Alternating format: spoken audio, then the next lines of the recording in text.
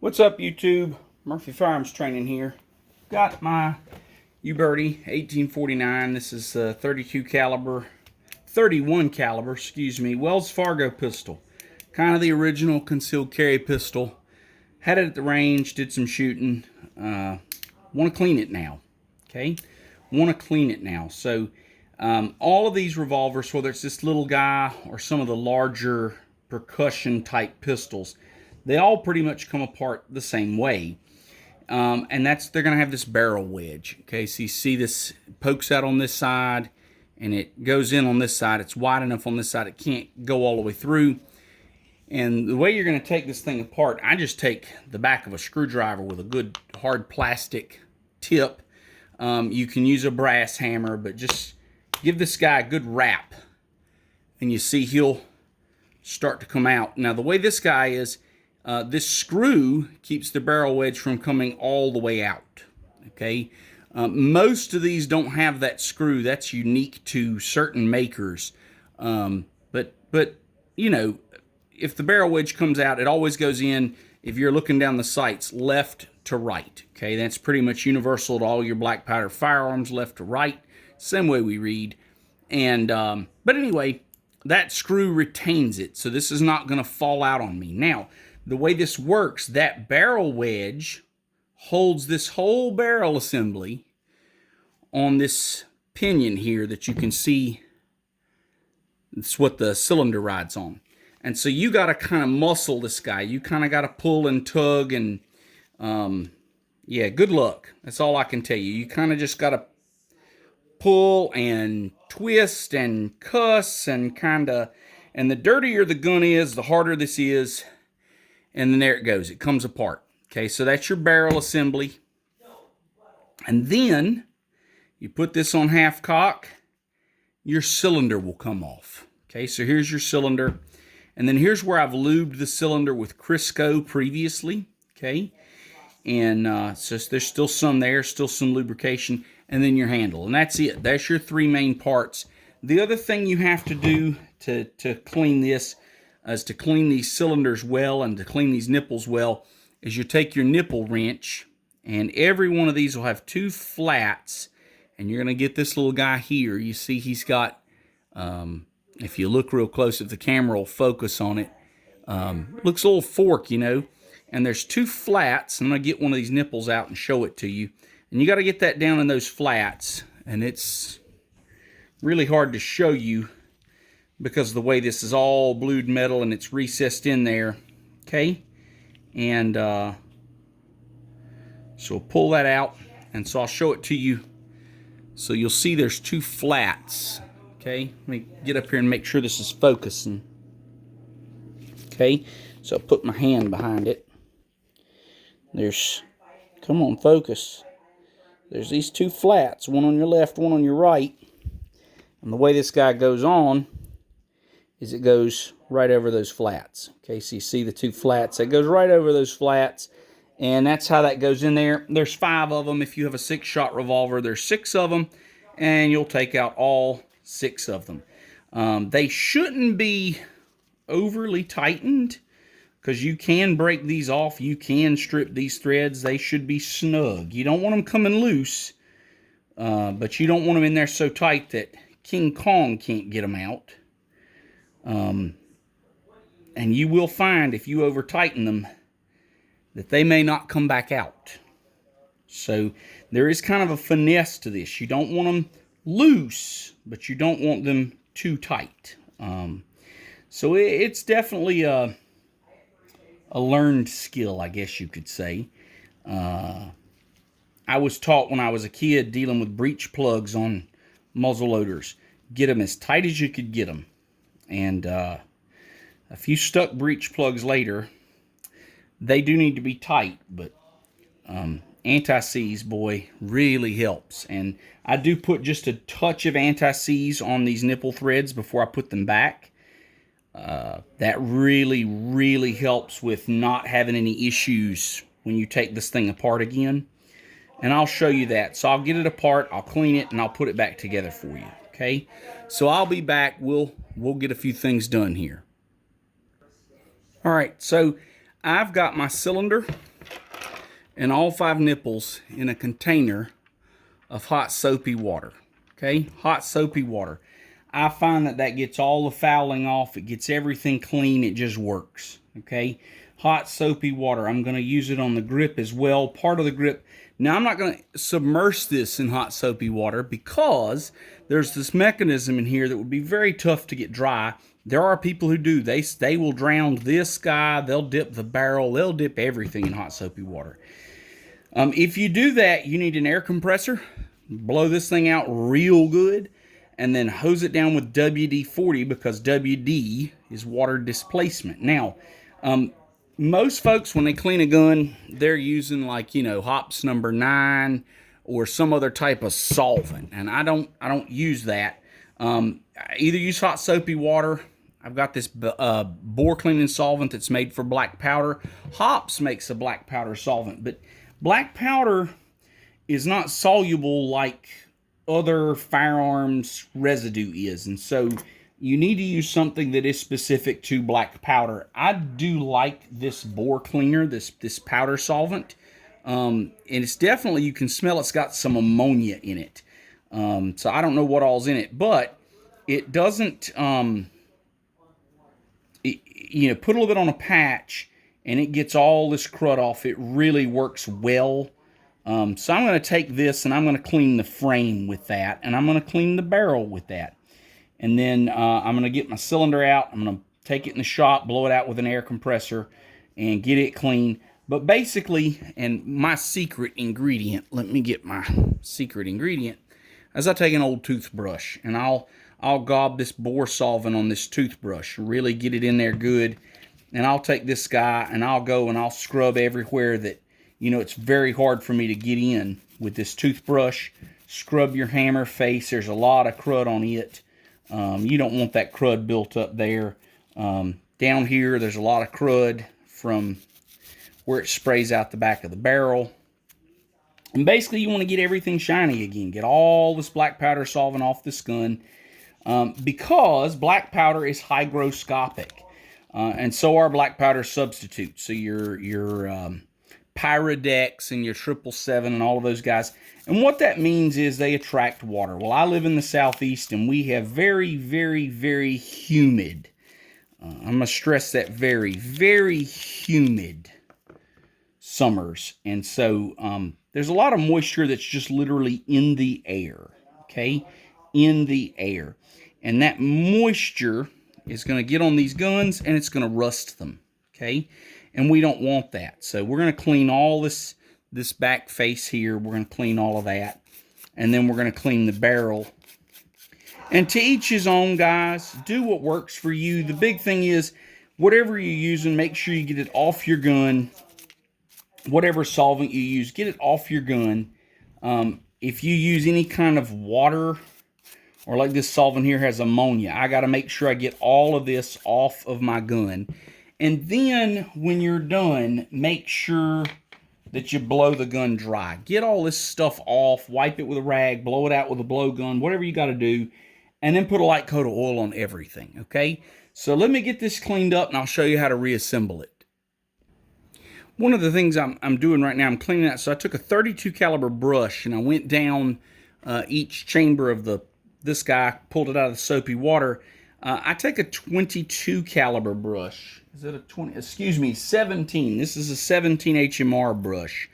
And I find that it's quite handy to go through the threads where the nipple goes and clean out that nipple recess. So a 17 caliber, and then I have a separate brush that's just for the nipples themselves, and I'll show you that in a second. But anyway, so this is a 17 HMR. This is a 17 caliber brush.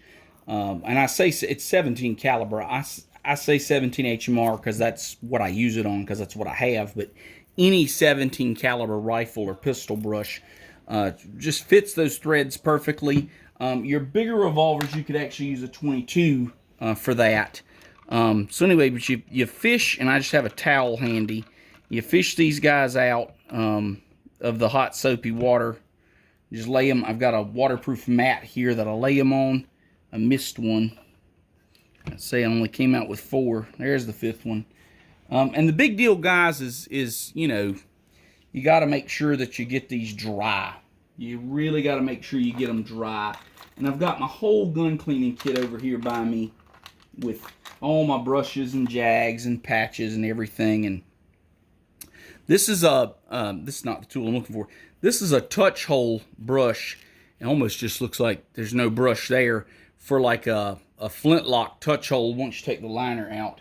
And what I'm looking for, which is a nipple pick, is actually in my muzzle loading equipment, so I've got to go get that. But I would run a nipple pick through these, blow them out with the blowgun, blow them off with a blowgun. I got this clean. I'm going to blow it out.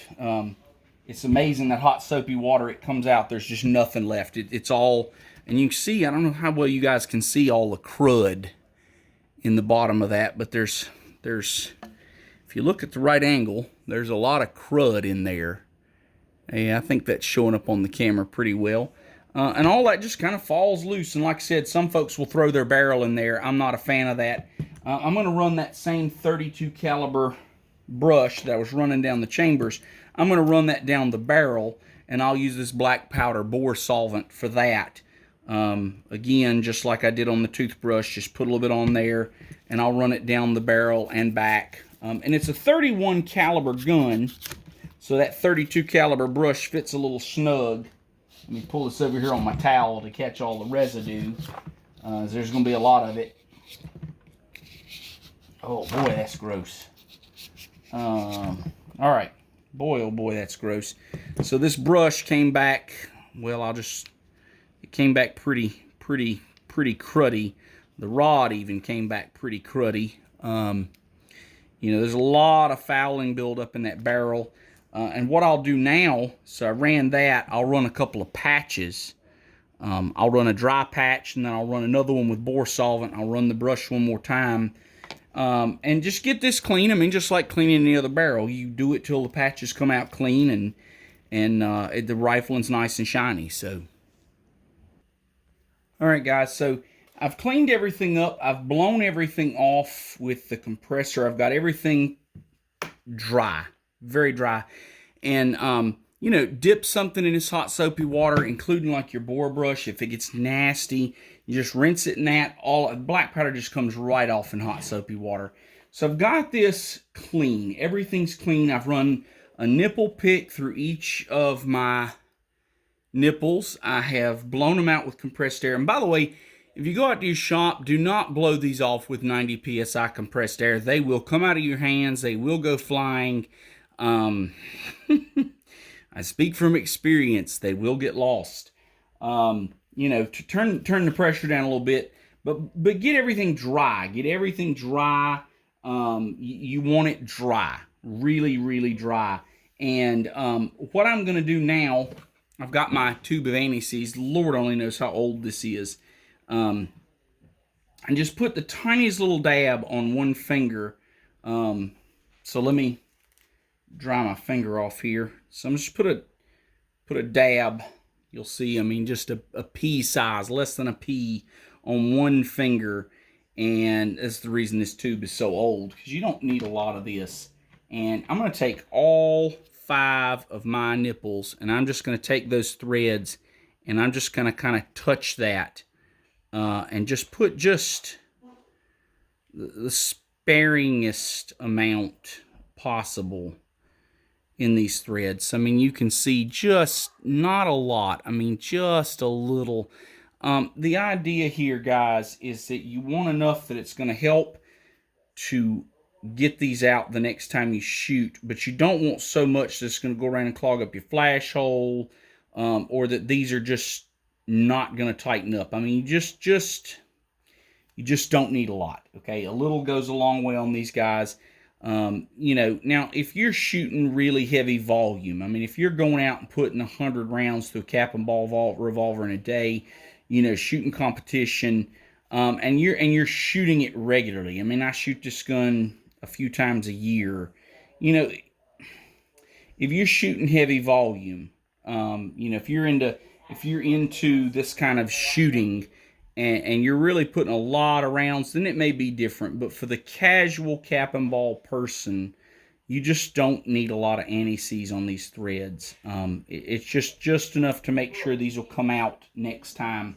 As a matter of fact, I'm going to end up using about half of that pea-sized gob that I put on my glove here. So, you know, mine's gold in color. A lot of these now are silver. I don't know that they even sell the gold stuff anymore.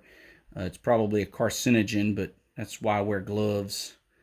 But anyway, so I'll put that on there. I'll wipe off the excess, and then I'll put those on my cylinder. So grab my trusty towel here. I've got this just big towel, and I had gotten it just out of arm's reach. And so we're going to take these and just sit them in here. So we'll sit them in like that, and then use our nipple wrench, get this thing lined up. And I like to do it by hand. So I'll take this and kind of center it, and I'll do it more like a screwdriver than a wrench. And it's just to get the threads started. So I'm kind of more like a screwdriver. It should go very easily the first couple of turns until this ledge right here that I'm even with the wrench, until that ledge gets even with the cylinder, it should go relatively easily. And then it starts to get a little tighter once it gets down in there, because it is a tapered thread, a slightly tapered thread. At least I believe it is. I may be wrong. Someone can correct me on that. But it looks like a pipe plug type tapered thread. And I put it in there, and I don't grunt. I just kind of give it get the wrench on there good, and just give it you know, not an excessive amount. You really want this to be in there snug. You know, but if you need more force than what you can put with this little flimsy wrench, you're going too hard, okay? On the bigger revolvers, a lot of times I'll start these by hand, but this is so short you can't do that on this Wells Fargo style revolver. So again, I just kind of turn this like a screwdriver. I don't actually use the wrench handle and until I get this started. And it just lets me know I'm not cross-threading this. I'm not getting the threads, what we call in the South, cockeyed or crooked. Because if you do that, you strip your cylinder, you're going to have to buy a new cylinder. And that's going to cost you some money. So, switch to that other nipple wrench. I like it better. Now, the next thing I want to do once I get these all in, and I'll go ahead and finish these off camera, because they're fidgety and it takes forever, and I don't want this video to be an hour and a half long. But once I get these in, I won't say hose this thing off, but I'm going to clean it up real good with some lubricant, and I use ballistol. And so I'm going to ballistol this whole thing really heavily and then wipe it down and put it back together. So give me a second here, guys. All right, so a little bit of grease here, and you can use just about anything. You know, in this case, I actually ran out of Crisco and didn't realize it. I usually just use Crisco on everything from my muzzle loaders. Kind of old-fashioned. I just put a little bit of white lithium grease here. You can use choke tube grease. Use something on here so that when you put your cylinder on, that it spins nice and easy, okay? And you want this guy at half cock so that it spins nice and easy. So you want that, and then before we put this thing back together, we're going to oil everything. So I'm going to actually oil the main shaft and all of the cylinders. And if you're going to shoot this gun anytime soon, this is of course heresy. And I'll take a Q-tip and run all of that. And I'll oil here real heavily. I'll oil back here a little bit.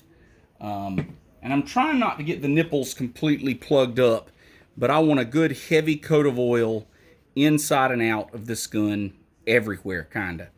And before I take it shooting, I will take the air compressor and I'll blow it out. The idea being, of course, that I'm going to get all this excess oil back off.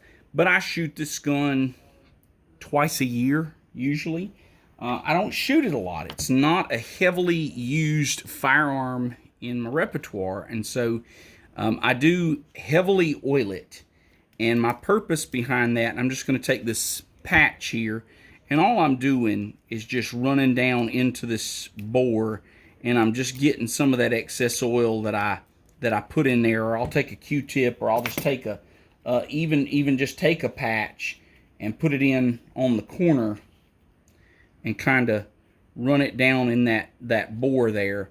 But the idea is just to get a coat of oil in there, guys. I want everything oiled, because what happens if it's not, you end up with a rusty gun. It's a beautiful firearm, and the last thing I want is for it to get rusted. So I just take this patch and I twist it up, and I'll put it down each of these bores and just kind of just spread that oil around that I sprayed in there. You know, and then I'm going to do the same thing with the barrel. I'm going to put a coat of oil down the barrel with the patch and the patch holder. And, you know, and you know, if you look at this and say, wow, you oil your muzzle loaders too heavily, you know, that's fine. Like I said, to each his own. I don't use it that often. If it is a gun that I shoot fairly regularly, I would not oil it heavily. I certainly wouldn't oil down the bores, but you'll see, I mean, I'll oil the barrel and all of those mechanisms quite heavily. And then I'll oil down the barrel quite heavily. And I'll run a patch down to get some of that excess oil out of the barrel. But in general, you know, I do really want this gun well protected. And I know that, you know, right now it's June of 2021. And it could be June of 2022 before I shoot this gun again. And so I do heavily oil the barrel. I leave a good generous coat of oil in the barrel. I'm going to wipe the outside and the mechanism and all of that. But again, in general, this gun, my goal with this gun, you know, so I mean, you know, generously oil it, wipe it all off. Generously oil it, wipe it all off. But you know, do leave a good heavy coat of oil on it. I mean, it should look and feel oily if you're not going to touch it for a while. And I do keep it locked in that wooden case. So, you know, again, I want this gun to be protected. And if you shoot it more regularly, it does require way less oil. And I will admit freely, I over oil this gun compared to what it should be. You know, and if you do over oil your gun like I am, you really need to dry it off before you take it to the range. And that is something I did not talk about in my range video, but I actually blew this out before I took it to the range. And I snapped a cap in all my cylinders before I started to make sure that, you know, all the flash holes were clear. You know, and that just makes sure that you're going to have a functioning gun at the range, but you're not going to have a rusty gun. So to put it back together, we're going to put it at half cock. We're going to put our cylinder on. Make sure your cylinder rotates in one direction, like it should, and locks in the other at half cock. Okay? And then you're going to put your barrel on. And the way your barrel works, I'm going to go ahead and close this plunger here. Okay, the way your barrel works, your barrel should line up with the top cylinder. This hole here should line up with the barrel wedge, and the barrel wedge has to be out for that to go. And on mine, it has these two alignment pins at the bottom, and I usually put just a tiny little dab of grease or anti-seize. In this case, I'm going to try anti-seize. I found that tends to work a little better than just grease there. So I'm going to put just the teeniest bit of anti-seize on these two alignment pins here and here. So just the tiniest little, and I hear you screaming at me through the camera that I should have done this earlier when I was putting anti-seize on the threads, and I should have. and I didn't think about it. So, and so you line all that up. So I'm going to turn it so that my barrel wedge is just kind of hanging free on that side. And we're going to line all that up. And so that's going to go there. The alignment pins go there. And sometimes you can push and push and push, and it won't go. And so again, this is where like a rubber mallet or a plastic screwdriver or something, you can just wrap this into place a lot quicker than you can push it. And so you kind of wrap that until this looks snug here, the seam looks tight, and then you're going to take your barrel wedge, okay, and there's your barrel wedge, and I can push it to about there, and then you're going to wrap it until it is flush. Okay, so you're going to wrap that barrel wedge till it's flush and poking out the other side, and you'll see there's almost no gap at the top here. There's a little gap, but it's very, very minimal. The cylinder rotates freely.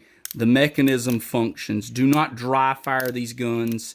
You need to let the hammer down gently. If you dry fire, you will mushroom the nipple. And if you mushroom the nipple, you can't get a cap on there. You have to take it off, file it. You know, it's a lot of mess. So, but anyway, that's how we reassemble it. I leave mine quite oily.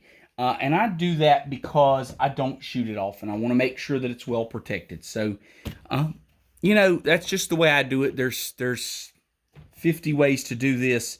Like I said, a lot of folks use the hot soapy water for everything. I don't want to take the wood grips off, so I kind of use it for the parts I know I can submerge. But if you use water, get all the water out. If you use a solvent, get all the solvent off. You know, these guns do rust very easily. And you really do want to leave, you know, a heavy coat of oil. Some folks will even coat the inside of the barrel with like boar butter or Crisco to protect the rifling because, again, they don't shoot it very often. So if you shoot more regularly, you certainly can oil way less than I did. I just don't know many folks who shoot their cap and balls monthly. So if you're one of those folks, I'd love to hear from you. It's great to see folks doing that. I just have other interests, and this is just kind of something that I get to do every now and then. So if you have questions, leave them in the comments. I appreciate your support. Like and subscribe.